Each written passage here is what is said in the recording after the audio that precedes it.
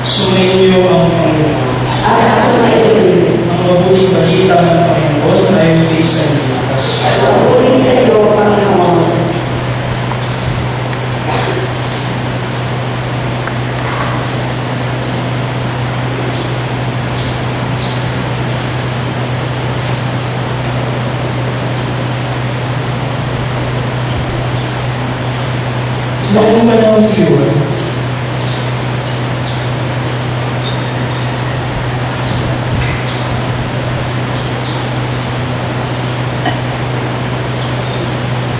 Noong panahon iyon, lumustos ng Espiritu Santo sa Zacarias na ama ni Juan at nagpahayag ng ganito, "Purihin ang Panginoong Diyos ng Israel, sapagkat hiningap niya at pinalaya ang kanyang bayan.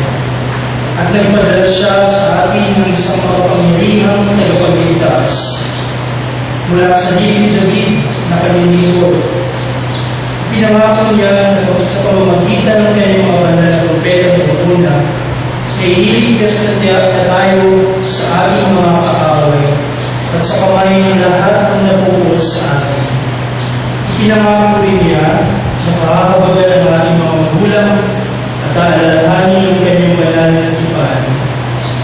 Iyan ang sumpang binitawan niya sa ating mga si Abraham na iligtas tayo sa ating mga kaaway upang walang takot na makasamba sa Kanya at maging banal at tuwid sa Kanyang paningin habang tayo nabubuhay.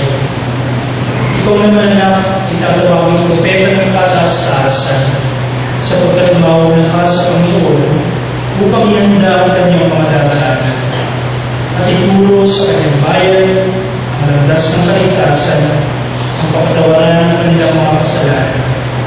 Sapagkat upang mabagin ang ating Diyos, bubukang iwayway sa atin ang araw ng kaligtasan upang magbigay liwanag sa mga nasa kadiliman at nasa gilid ng kamatayan at patnubayan tayo tungo sa daan ng kapayapaan. Mga kapatid, ang mabuting balita ng ating Panginoon. Pinupuri ka namin ang Panginoon sa Kristo. Pagsupuan.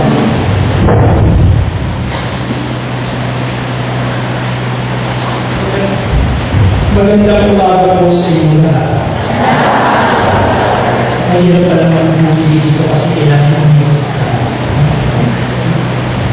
Sa mga nagdududa, pinagdadasan ko po kayo na iwanan ko kayo, kahit po ako. Ako po si Father Roberto of the Diocese of Cubao. Currently, I am appointed as the Assistant Parish Priest of the Our Lady Perpetual Health in 13th Avenue, Cubao, Quezon City. Sino po ba sa inyo ang nakakumpleto na ng simbang gabi pwede mo ang taas ng kamay? Palakpakan po natin ang mga nakakumpleto. Ang susunod po kung pagkakaroon nito, bakit nais ninyong makumpleto ang simbang gabi? Bakit? At madalas ang kasagutan, Father, kasi may wish ko ako. Anong wish ko? Father, magka-boyfriend. Ang taon na lang, 65. Himala.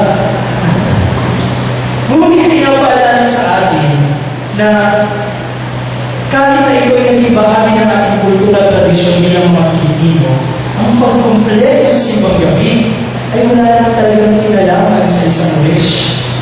Bagkus ang simbang gabi ay ibigay sa atin upang magkaroon tayo ng pagkakataon na patunayan sa Diyos na sa loob ng siyang pagdating araw, patutunayan ko sa iyo, Panginoon, na ako'y nagsisikap na maging karapat-dapat tumanggap sa Mesiyas na darating. Kaya, pinagtitiisa natin, gumising ng madaling araw. Maraming bagay na nalilimutan sa gabi. Matutulog ako ng maaga ngayon. Hindi mo na ako matulog ng budoy. Para magising mo ng maaga, dahil nais mong makumpleto ang simbang gabi. Hindi dahil may wish, ngunit dahil nais mong patunayan sa Diyos na ako'y magiging karapat-dapat na tanggapin ang Mesiyas. At kahit na mahirap, sulit ang ating pagtitiis. Sabi nga lang ni Bibli, mamamagpagisulit. Sulit ang ating paghihintay nais ulit ang ating pagising sa umaga sapagkat ang hinihintay natin ay darating at isang ulit na lang darating na siya, ang ating Panginoon na Jesucristo. At ang ating Ebanghelyo ngayong huling simbang gabi ay tungkol sa awit ni Zacarias, the Canticle of Zechariah. At ito ay hindi na iba sa awit ng ating mahal na ina. At ang awit na ito ay tungkol sa pagpapasalamat sa Diyos. Isang pagpupuri sa Diyos sapagkat isang himala ang nangyari sa kanyang buhay. Katulad ng nangyari sa ating mahal na ina, isang himala ang nangyari. Anong himala ito? Ang kanyang asawa si Isabel, sa kanyang matandang edad, ay nagbuntis pa. Ngayon pag nangyari yun, lamagka ng balita. Lamagka ng balita. Isang himala ang nangyari sa kanyang buhay. At ito rin yung mensahe sa ating ngayong huling araw ng simbang gabi. Isang himala. Ngayon kung titignan mo yung katabi mo, tingnan mo, hindi ako katabi mo. Tingnan mo yung katabi mo, hindi ba mukhang himala? Himala yan, sapagkat yan ay likha ng Diyos. Yan ay likha ng Diyos. Ngunit makakalungkot lamang na madalas para sa atin, ang isang himala ay isang bagay lamang na nakikita sa hindi ordinaryong paraan. A miracle for us is something that is beyond one's imagination. A miracle is something that is extraordinary. Hindi madalas makita isang matanda, biglang tumangkad, isang mataba, o lumasadin, 24 hours, kaya na siya. Ito ang mga himala para sa atin. This is our concept of a miracle. It is something like the divine intervening in the realm of the human. Ngunit pinapaalala sa atin, ang himala ay hindi lang mo nakikita sa ganitong paraan. Ang himala ay hindi lang mo nakikita sa ganitong paraan. Naalala ko yung kwento ng isang pulis at isang smuggler. Alam mo na yung kwento niyo. May isang batang pulis na inutusan na ng superior. Bantayin mo ang lugar na ito sapagkat dyan daraan ng isang suspect. He is a suspected smuggler, sabi ng kanyang superior. At siya naman, full of zest and enthusiasm, binantayan niya yung kanyang lugar. At isang araw, may dumaan na isang bagong kotse. Pinahinto niya yung checkpoint. At nakita niya ang driver, yung suspected smuggler. Pinahinto niya dahil nakita niya ito yung hinahanap ng tao, hinalubog niya yung kotse upang makahanap ng ebidensya. Ngunit wala siyang nakita. Kaya, pinaalis niya yung suspect. The following day, may dumaan naman na isang kotse. Pinahinto niya at nakita niya ang driver, yung suspect. Kaya hinalubog niya naman yung kotse at nakahanap siya ng ebidensya na ito ang isang smuggler. Ngunit wala naman siyang nakita. At again, pinaalis na naman niya. The following days, the following weeks, the following months, araw-araw, may narating na sasakyan, paligid-ulit, ahalubugin, ngunit wala siyang makikita ebidensya. At isang araw na balitaan niya, nahuli na ang suspect nito. At siya nagulat, sabi niya, ibantay naman ako Parang yung baka sa commercial, hindi mo naman ako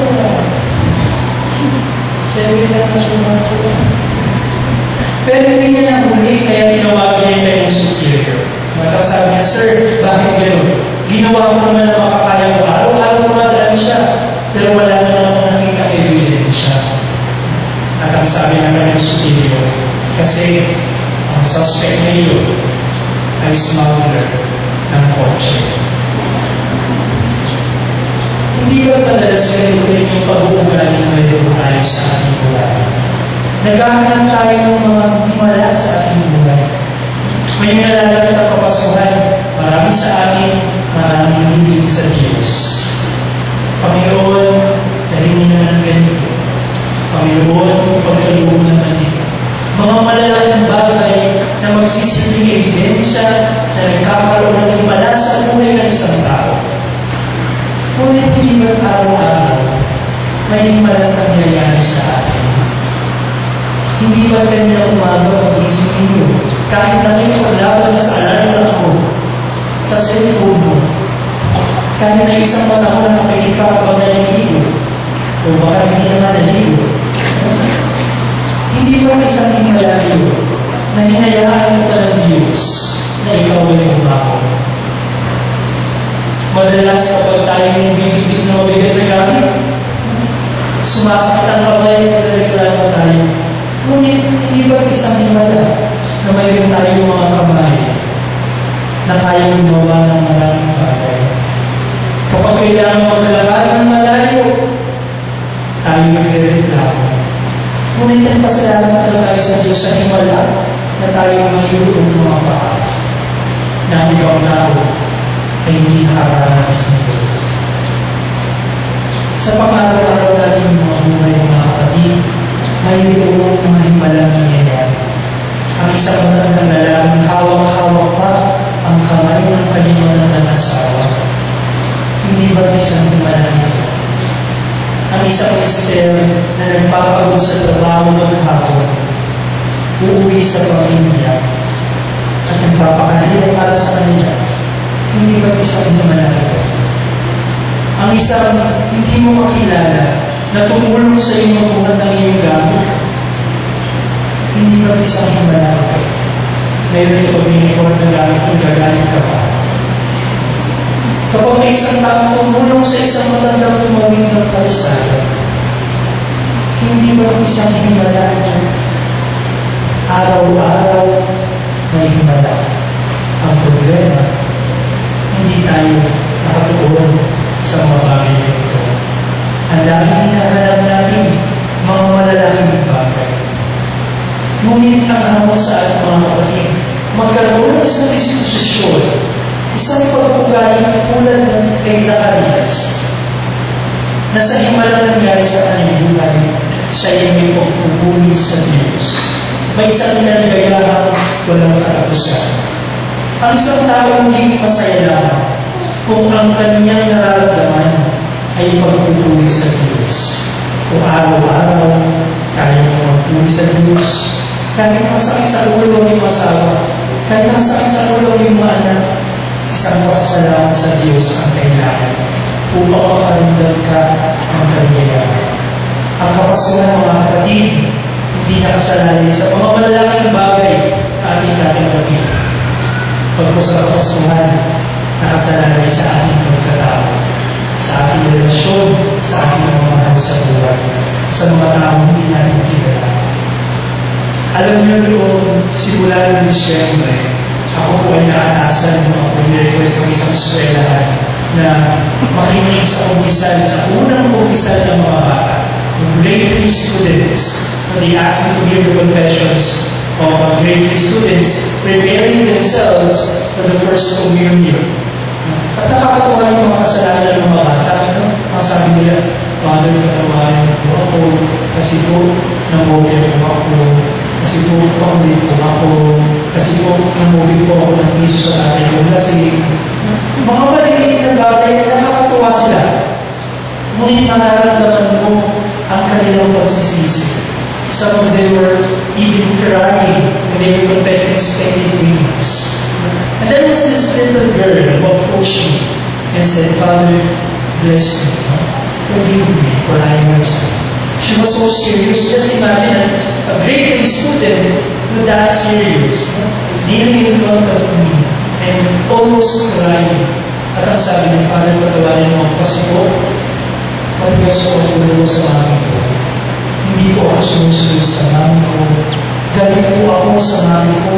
Nagtatampo po ako sa mami ko. At napansin ko lahat ng sinasabi niya, laging sa mami niya. At napansin ko sa ibig ng bata, sa hindi kalayuan, ay may isang babae na nakaupo. At nakakulot yung buhol. Nakakinig sa aming dalawa. At sabi ko, malamang, ito yung nanay ng bata. Pagano yung nanay. At nararamdaman ko, I was able to sense that there was something wrong. with the relationship. And there was something wrong with the relationship. Kaya sabi ko dun sa bata ko, sige, bilang parents mo, magdasal ka ng isang ama namin lang. Pero sa pagdasal mo na kapanamin ko sa harap ng altar, alalahanin mo yung mga bata sa ating bansa na mahirap, na walang makain at hindi makapagpapala. At pagkatapos mong dasal ito, lumapit ka sa iyong mami. At yakapin mo yung mami, halikan mo, sabihin mo, Mami, I love you, sorry po sa mga kasalanan ko. At umalisin pa na nakangiti at lumuhod sa harap ng altar. At pagkatapos yung magdasal, tumayo yung bata, umobserbahan ko talaga. At dahan-dahan lang ang bata papunta sa kanyang ina. Nararamdaman kong masaya, ngunit natatakot. At nung siya'y malapit sa kanyang nanay, sinintaban ng kanyang nanay. Niyakaw ng mahigpit sa liig at hinalikan. At nakapikit yung matanong ang bata at sabi niya, Mami, I love you. Sorry po sa mga kasalanan ko. At alam niyo, I saw how the face of that woman changed. Mula sa pagkakulot ng kanyang ulo hanggang sa pagpigil ng kanyang mga mata at pagtulong ng lupa. I am sure that changed something in her life. Ang batang iyon ay isang innocent at ibulating bata. Ngunit alam na niya kung anong kahulugan ko. Alam na niya kung anong kahulugan ng kapasuhan. Ng kapasuhan ay hindi lang tungkol sa pagtanggap sa mga malaking legal. Ng kapasuhan ay hindi lang tungkol sa magagalong dekorasyon. Bagos alam na ng bata nito sa murang edad niya na ang kapasuhan ay tungkol sa pagpapahalaga sa mga relasyon. Na ang himala ay nangyayari sa ating pagkatao. Mga kapatid, ito ang hamon sa atin ngayong huling araw ng siglo. Sabihin na natin na ito tayo kahilingan. Ngunit ang klaseng kahilingan na ito tayo. Sana ito ay laging konektado sa kapasuhan. Sana ito ay laging konektado sa napakalaking himala ng kapasuhan. At ang himala ito na ang Diyos ay naging tao upang ang tao ay makaharanas